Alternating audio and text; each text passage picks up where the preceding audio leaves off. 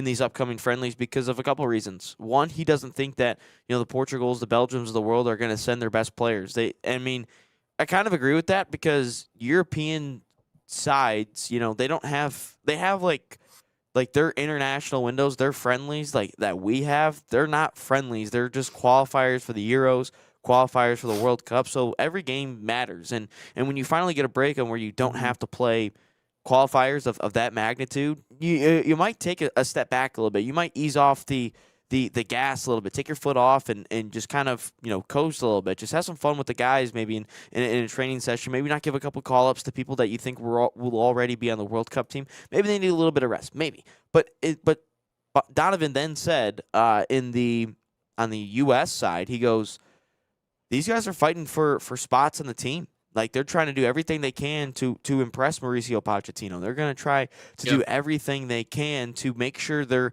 on a World Cup roster spot for the World Cup in their own country. He thinks that they're going to try everything they can, and he still thinks that the starting 11's not there yet. He still thinks that there's a couple people that might not be, or he thinks there's a couple people that are for sure penciled in for the starting 11, but he doesn't think that everyone is penciled in for the starting 11. And he also thinks that my guy Noah Guy Banks should get a call up, and that's right because the kid's an absolute stud. I don't care how old you are. Yep. If you're playing Yep. in high minutes in a high league, you should be playing 100%. But no, I kind of agree with Donovan because I don't think those countries are going to bring their best players. I really don't because of, you have to travel across the ocean to get to the U.S. to play in the game. And I Yep. think ultimately they want to rest some of their guys because, look, the summer's massive for all these teams and all these players. So I wouldn't be surprised if the Portugals and the Belgiums, the Germanys of the world rest some of their players in the upcoming friendlies. Or Senegal, I think, is the other one. Whatever the March one is, that's who they're going to rest some of their starters. The tune-up ones where I think Germany's in, that one I think might be a little bit different. But especially in the March window, I don't think we're going to see a ton of high-level competition coming from the other sides. Yeah, the truth is we're not going to see the best from these countries until the World Cup comes around. Then we're going to see the best of the best. We're going to see the best 11 that they have to offer. For all the reasons that you just mentioned, there's a lot of things. Also, could be nursing injuries. Like, let's not act like there aren't some of our own issues. And Christian Pulisic's not at 100%. A lot of those other players, but then again, Pulisic's not fighting for a position on this team. So, to your point, it's going to be a lot of those players. And to hark back on something that Alexi Lala said, obviously winning is the big thing when we get to the World Cup. We want to win, we want to advance, we want everything, but progress and seeing something we haven't seen before, all those things can happen within these windows because, again, it is just simply giving the floor to those types of players. Like I think about someone like a Gio Reyna. I think with everything that's happened in his professional career, I think it's natural to assume that is he on the bubble? Is he going to be on the team? Maybe, but what he showed us in the USA uniform in the last two friendlies showed us that he still could be a valuable piece on this team. Someone like a Diego Luna, this window is for him, because we've seen what Brendan Aronson can produce and how valuable he would be if we were to give him minutes in the stretches that he's had. So can he prove himself? So it's going to be fun and exciting for those purposes, but it's always this conflict of we want to see the team win, but also is it all about that, or is it more about the individual focus right now? I would say it's still more about the individual focus because you just need to make sure that you are absolutely certain, if you're Mauricio Pochettino, that the group you're taking with to the 2026 World Cup is the group that you absolutely need. Because right now I look at outside of, I don't know, give me like 6 or 7 players, Ryan, outside of those 6 to 7, it is really everybody in one way or another has maybe a couple things they can do, but they're all kind of on the same playing field. I mean, the truth is yeah, we're building, but it's like it's all depth outside of a handful of players. So where does everybody fit in that? There's just a lot of close battles top to bottom on this team. So you have to sort that out.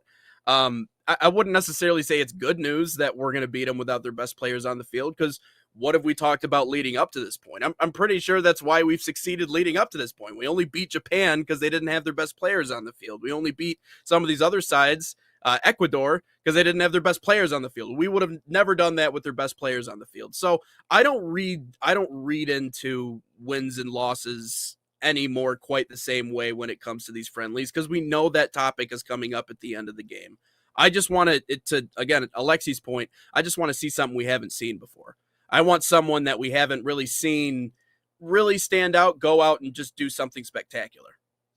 Yeah, no, I agree with you, but couple clarification. Ecuador had their best players out there, and we drew with them. Japan, I could give you that one.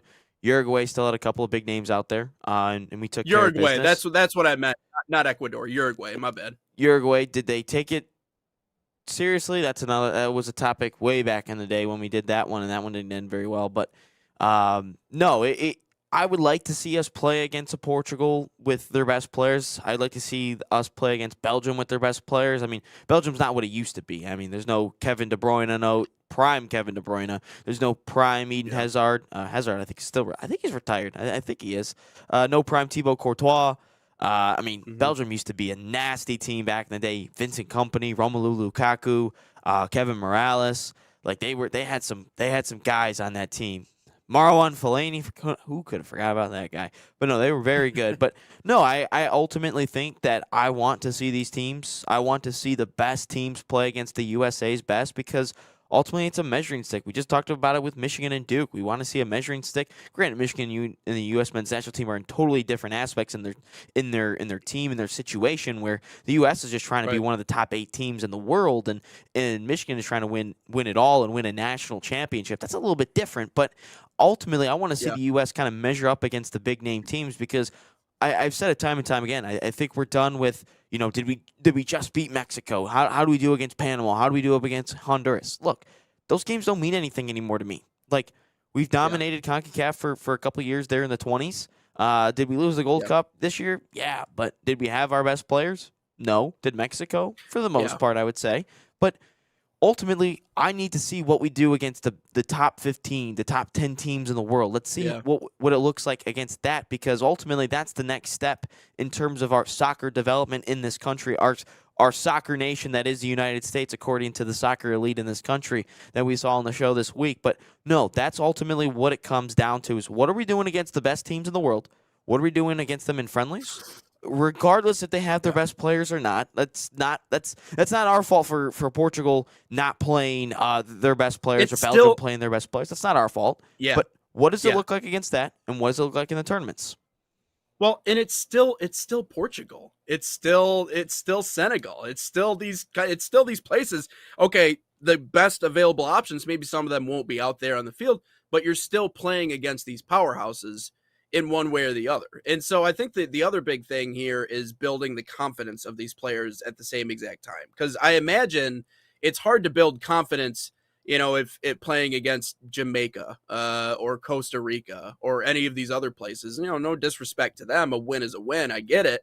But you're giving them face time against these countries, which, again, is only going to help elevate their game once they get to the World Cup. Because that's we want to be, at some point, it pays to be battle tested before you head into that tournament, regardless of what that looks like. If you win, great. Now you're building momentum. If you lose, okay, well, that was gut check time. Now it's time to go out and play them in the World Cup. Like, you saw it in front of you, and now you get it for real in the biggest tournament, obviously in this country's history. We've talked about that many a time. So that's the other component of this too, is building confidence, allowing them to, again, just stand in front of a country like Germany at the end before they send them off, because we don't normally get to play Germany. I mean, we're playing inside CONCACAF, and it might be a one-off international friendly once in a while, but generally speaking, you don't get that opportunity. So that's what I think this was built for, to kind of get the mentality of this American team to where they need to be in order to go out and actually be ready to compete in the World Cup. Because they might play around some of these players individually in whatever respective leagues they're in, but playing them on the international side when they're all together, all in one, is obviously a very different story. So I think building the confidence is also a big component of this international window heading up to the World Cup. I know that we talked about, the U.S. and Landon Donovan mentioned that like every single player is fighting for a spot. I feel like it'd be the same thing for Portugal and Belgium Oh coming yeah, up in March. I feel like it would, but at the same time, I really don't because they seem like a little bit more established and they've had their managers for a little bit. And compared to us with Pochettino, who's foreign yeah, manager, which to me that does not matter to me at all. But no, like there's still a lot of spots I feel like are up for grab, or at least players teetering on the bubble, the wrong side of the bubble or the right side of the bubble. I mean, look, you're also playing in front of your own country. You're the host nation, one of the host nations for this thing. And I think there's a little bit of pride to wear the U.S. men's national team yeah, crest in front of your home fans on your home soil for a couple of months. And look, you don't want to be the team that embarrasses themselves in front of everybody. That's what Alexi said in '94, yeah. and Eric Wynalda said in Yep. '94, not to embarrass themselves. And I feel like we've graduated at that point to let's compete, not embarrass ourselves, but we embarrassed ourselves a couple of summer goes in Copa America at home. Yeah. But now it's But if what can we do against the big names, and can we make a run? right. Well, and if you're gonna embarrass yourself, get it out of the way now. Get it out of Yeah. the way now. Make your Well, we mistakes already did now. If that, you're gonna so go out, yeah, that's true. But if you're gonna go out and get waxed by Senegal 5-1, just get it out of the way now.